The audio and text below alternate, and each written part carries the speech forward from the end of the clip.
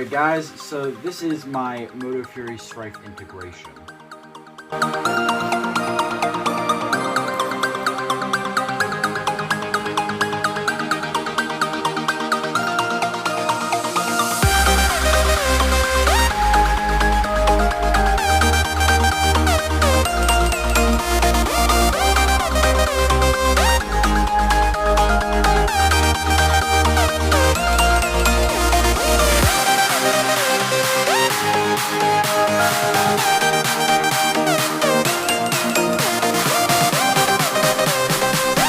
I started this about a month ago, and it was actually a pretty quick project. The lines blended a lot better than you thought, and it turned out really good. So I'll go over some of the basic features and everything, and go over the integration process. So right here is part of the Stryfe, and then the rest of this is Motofury. The Stryfe is mostly inside. If I can find some pictures, I'll put them in. There's a lot of dead space inside the Motofury, so you can kind of just shove almost the entire Stryfe in and have most of the components intact without much problem. I wanted to keep as much of the Motofury as I could in this integration because it has a very nice shell that not a lot of people have used, and especially with the stock and the sights and everything, it pulls together very, very nicely, and it just looks very nice overall. That's where the magazine well is. This whole base I'm pretty proud of because this is all ABS sheet that I got. It's a pretty cool material, a new material that I've been trying out, along with epoxy sculpt. I used epoxy sculpt on this project, that's why the lines are so nice. This was heat bent to the bottom of the Motofury shell. There used to be a piece that went like this, but I thought it was a little too bulky, so I cut that off and put this on instead, and I think it looks very, very nice. Now to get this magazine out of the well, there's the mag release right here using the old Stryfe button and some wire inside. I'll put a picture up. When you push it forward, it pushes on the mag release and you can pull out your mag. Now inside this is rocking rhinos with an OFP cage. I was trying to put Neo rhinos in and one of my tabs broke off. So when that comes in the mail, I will definitely be putting these in here as the first stage. Now, first stage means a different cage in the front. Now, this is the Blasterforge kit on the front, if I didn't already say. It is a kit that uses neodymium magnets to attach to the front. And it pulls off like that, and it's a very strong connection. They're not coming off without any, without you pulling them off. They're very secure. And this is the second barrel attachment that I got. This is an Afterburner setup. So your motors go in here, and then there's leads for your wires to run through here into the actual Stryfe, and it can fit pretty much any wheel and any motor. The motor cover sits on this side, something like this. It's very bulky, but it gives you an Afterburner. I like this attachment because it's very slim and fits the blaster very well, but if I'm going to go for performance, I'm definitely going to be going for this setup. I'm going to be painting this and putting in motors and wheels in soon. I just need to wait for the parts. Other things in here are a Hooligan Blaster Company full auto Stryfe kit. It's a very nice kit. It's cheaper than the XSW, and it works about just the same. The rate of fire is a little slower, but I like that because I can get single shots off with this blaster very, very easily. And then you can go full auto as well. Now this sight I'm playing around with is a custom sight from Biggsnz.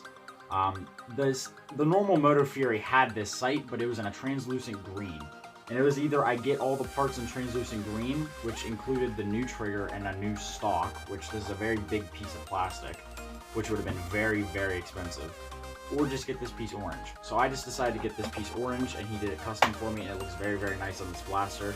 Gives it a pretty cool look, if I do say so myself.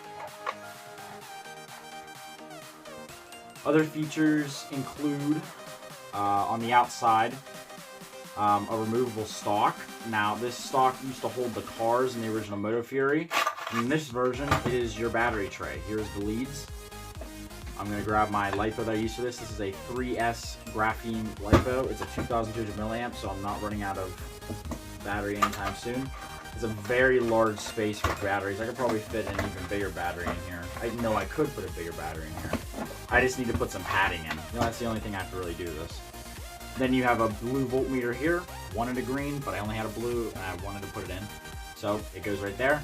And I put it in the jam door because I can't access it with this rail. So I thought it was a nice place to put it so I could always check my voltage. Now, how to fire this blaster. You see the original trigger back here, but there's no rev switch. The rev switch is in the trigger, and it's a 2-stage. So the first pull revs the flywheels. And the second stage shoots the blaster as well. I'll flip it over so you can see inside here.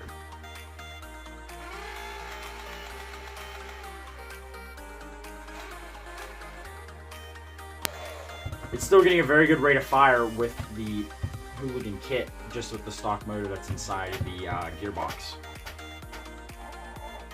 If I flip it around to this side, you can see more of the details. This paint job is one of my best that I've done personally, and I feel like it came out very, very well. I kept this stock from the Motofury because this is plastic. You can just feel the difference between a normal shell and this shell. These are separable. You can pull this out, but it does not take paint very, very well. This part was removable, so I painted this, and it was the normal shell plastic. I started with a gray Rust-Oleum paint, dark gray, which is the color seen here. Actually, no, this is the color seen here on the top rail. It's a dark gray. Then I went in and added some chrome accents, some Rust-Oleum metallic paint, just for some nice areas of effect, make it a little bit of a breakup difference. It came out really nice in the front to have these lines up here. Then I did a sponge painting technique, which a sponge painting technique is where you just take little sponges and dip your paint onto them and just dab. And that's what I did, and I got a very nice paint job here, if you can see that. Came out very, very well. And it's all over the blaster, even on the attachments. It came out very well. I started with a Citadel green, then a Citadel blue, and then a Citadel yellow. And I think it came out very, very well. And it's a very unique paint job.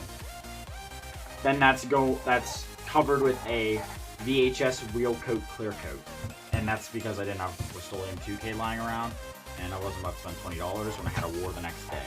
And this is a very nice clear coat anyway, so it should be okay. So that's pretty much all about the externals and internals. I probably missed a few things, honestly, but it's pretty much a Stryfe mod with a full auto kit, but with a different, more cool body and a sweet kit. So I'll pull away and let's do a firing demo. Alright guys, so we are going to start the firing demo for the Motofury Stryfe. Now it's cold out here and there's snow, but we're going to get done.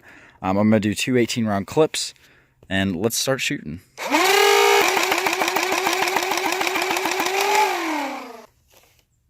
Here is mag number 2.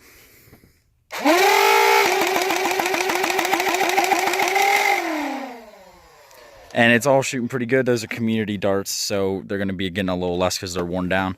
But that's still a very good engagement range for outdoor wars, and I'm very happy with the performance of this blaster. Alright guys, thank you so much for watching the video on my Stryfe Motofury integration. This is one of the first times anybody's ever used a nitro blaster for anything useful. They have very nice shell lines, but they're just very dumb products in my opinion. So, if you like this clean work, and if you like the performance I'm getting out of my blasters, and if you like my content, please like, comment, and subscribe. It means the world to me, especially since my upload schedule isn't the best. It motivates me to upload more videos for you guys. So, the more likes, comments, and subscribers I get, probably the more I'll start to post. So, that is all for today, and as always, have a great day, guys. Just a little quick note, handheld thing. When I get this Afterburner setup finished, I will post another video on the performance of this blaster with this on. I'm imagining it's going to be getting almost the same performance as Salvatore. Now, if I didn't mention this, the cage is swappable in this. I added XT60 connectors, which are these little boys. So you can disconnect the cage and add any cage you want. And it's not that hard because there's only like 15 screws in this max. I think there's actually like 12. So it's a very easy blaster to get into in maintenance. And this is separable with magnets, so it's very easy to maintenance on that.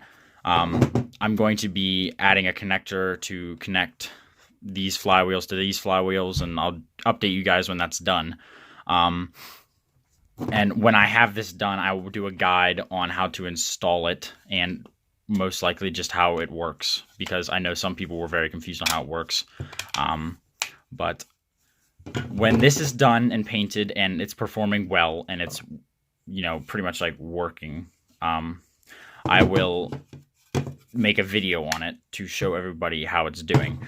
I'm assuming it's going to be getting around the same performance as Excavator, maybe a little more, because I'm going to be adding Neo Hellcats to this and then Neo Rhinos back into here. Actually, I might keep the normal Rhinos because